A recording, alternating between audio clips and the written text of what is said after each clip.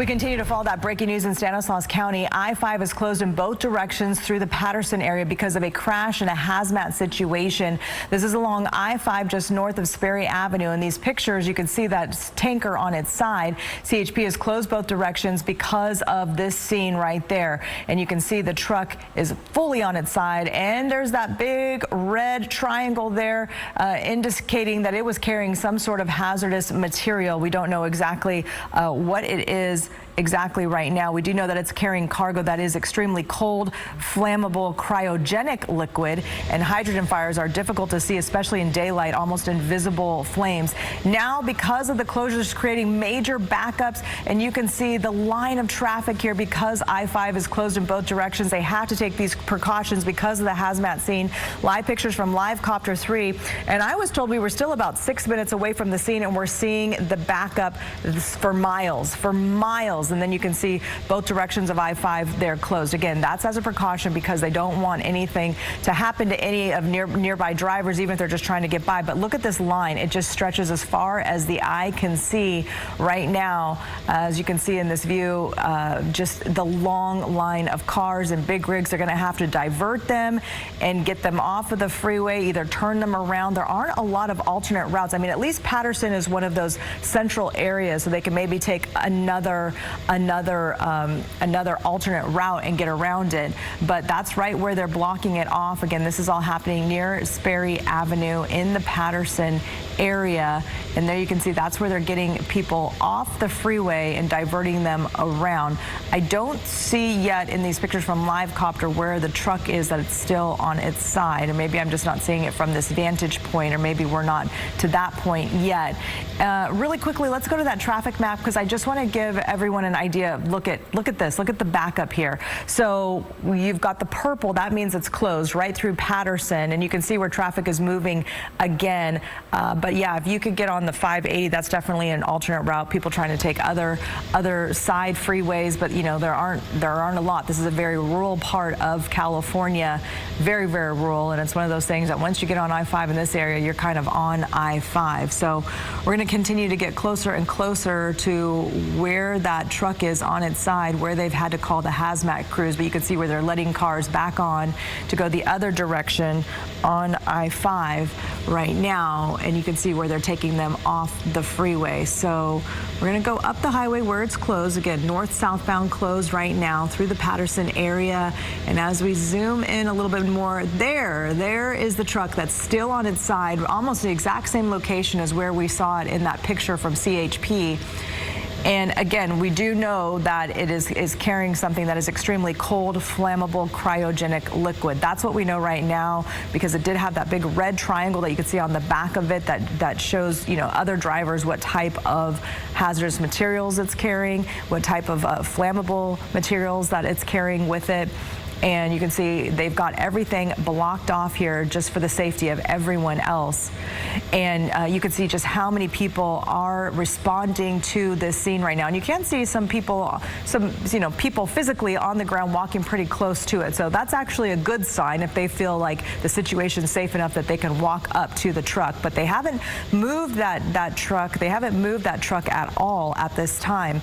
We do also know, and I've not mentioned this yet, we do know that the driver suffered major injuries in this, and we don't know how many we don't know if there were other vehicles involved in this. We don't know if anyone else was injured. We just know the driver of this truck was had some major injuries and was taken away already. We know that. Again, this all happened earlier today, and we're not sure on what time they will be able to reopen this. There is no estimated time of reopening.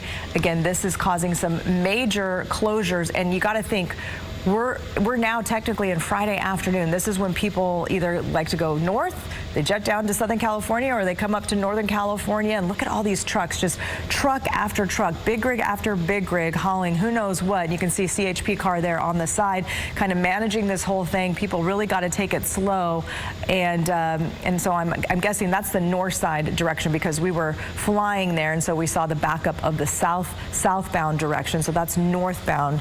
Those are people that are, you know, trying to come towards us here in the north. So this is really going to add a lot of extra time. This is a major closure. I'm trying to look and see what time this actually happened. But again, the initial isolation of all of this was about 330 feet in all directions, which they've definitely done. And as we're getting closer and closer, we're zooming in a little bit more. And, you know, they seem to think it's safe enough. Obviously, they've done tests, and so they're able to get really close, because there were some concerns earlier about hydrogen fires because they are difficult to see in daytime. And so they, you know, really gave it a lot of space. And look at it, it's tipped over right onto very dry vegetation, which is always a bad scenario. So luckily, nothing has ignited. This is really best case scenario in several instances, because there doesn't seem to be any other vehicles involved in this. It looks like a couple of tow trucks have come to the scene. One's going to have to help upright it. It's going to take a couple of them to get this thing upright, and it looks like it almost jackknifed into itself there as it's on its side. Really interesting. I don't even see any skid marks or anything like that on the ground. So usually that would also give us a clue about what happened in the situation. But yeah, they're driving right up to the side of this thing and investigating, and then probably trying to figure out how they're going to get both sides of I-5 reopened. There's 2 lanes on each side, and both are closed right now, and that really puts a halt to everything in California, especially when you've got, you know, goods and products that are coming up and down I-5, up and down the Golden State.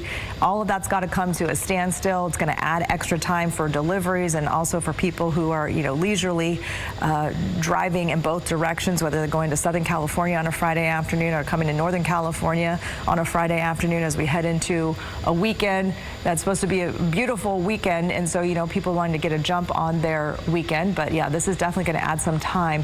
You can see it's come off of the base there and the wheels, and man, this is count 8 wheels right there. This is really a mess.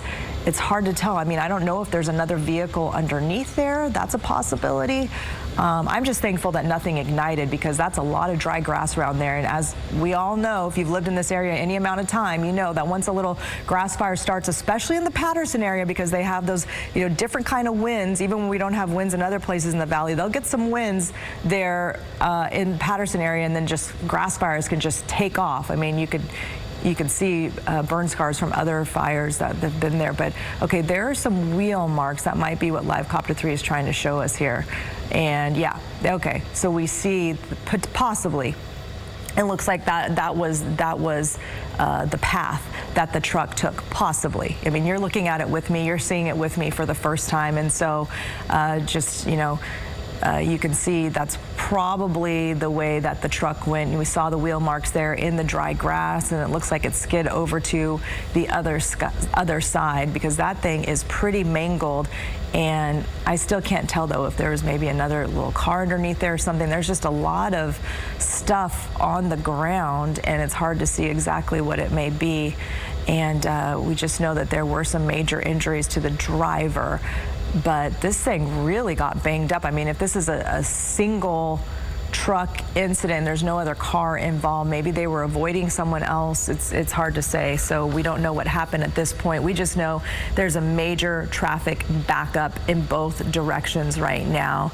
And you can see, I'm trying to read upside down the side of that tanker. Let's go zoom out now that we're seeing the scene. I think we've got a really good idea of that, and maybe the path that it took. But the traffic is my bigger concern right now for everyone, that their plans and their timeline, whatever your timeline was for Friday afternoon, yeah, that's getting changed because of the backup. You can see it looked like they were going southbound and then maybe crossed over to the northbound side.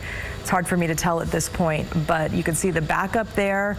And then if we want to, maybe if we could turn Live Copter around, this takes us just a little bit of a second here as we turn our chopper around safely, and then show us the other direction. But it goes for quite some time.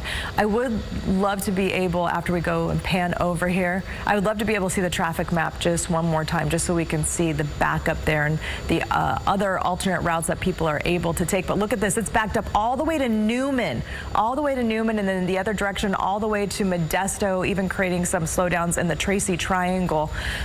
So really pick an alternate route if you can.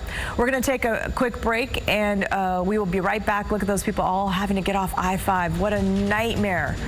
What a nightmare. We'll be right back.